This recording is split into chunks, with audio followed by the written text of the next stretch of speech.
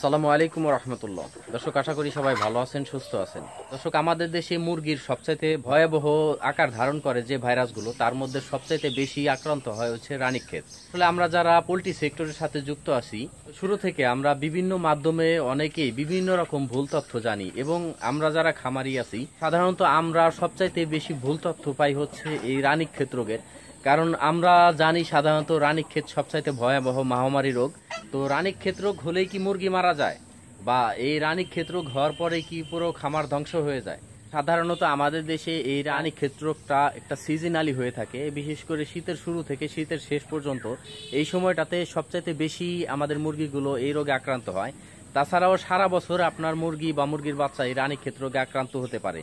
কিন্তু যদি আপনার মুরগির বাচ্চা প্রথম মাসে 2টা ভ্যাকসিন আপনি দিয়ে রাখতে পারেন, পরবর্তীতে যদিও আপনার মুরগি বা মুরগির বাচ্চা এই ভাইরাসে মানে রানীক্ষেত রোগে আক্রান্ত হয়, তারপরও আপনি খুব সহজেই মেডিসিনের মাধ্যমে সুস্থ করতে পারবেন। তবে এর জন্য সবচাইতে বড় দিক নির্দেশনা হচ্ছে সঠিক সময়ে আপনাকে এই রোগটা ধরতে হবে। আপনি যদি সঠিক সময়ে ধরতে না পারেন, সেক্ষেত্রে কিন্তু আপনার মুরগি মারা যাওয়ার সম্ভাবনা অনেক বেশি। তবে আমাদের সবচাইতে লক্ষণীয় বিষয় যেটা হচ্ছে, যেমন আমাদের মুরগির বিভিন্ন ধরনের রোগ হয়, তেমনি রোগ ভেদে মুরগির সিমটম কিন্তু আলাদা আলাদা। আমাদের এই মুরগির সিমটম থেকে বুঝতে হবে যে মুরগির কি রোগ হয়েছে।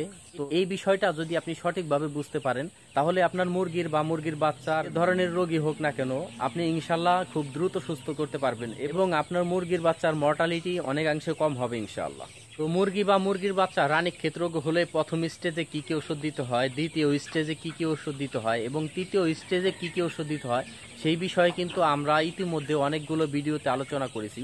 আমাদের মতো প্রান্তিক ছোটখাটো খামারিরা প্রথম স্টেজে যখন ধরতে পারে, বেশিরভাগ খামারিকেই দেখা যায় সিপ্রোফ্লক্সাসিন গ্রুপের যে কোনো একটা মেডিসিন ইউজ করতে, এবং এর সাথে লাইসোবিট ইউজ করতে।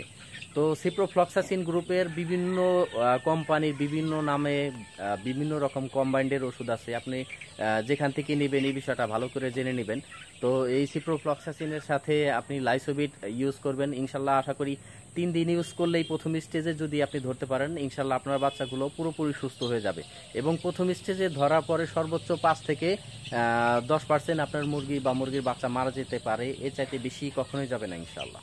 তো বর্তমানেও বাংলাদেশে অনেক জায়গায় এই রানীক্ষেত ভাইরাসের প্রকোপটা অনেক বাড়ছে, যার কারণে এই সংক্ষেপে এই বিষয়টা আমি আপনাদের সামনে তুলে ধরলাম। যদি এই বিষয়ে আরও কোনো প্রশ্ন থাকে, ইনশাল্লাহ আমাদের সাথে যোগাযোগ করবেন।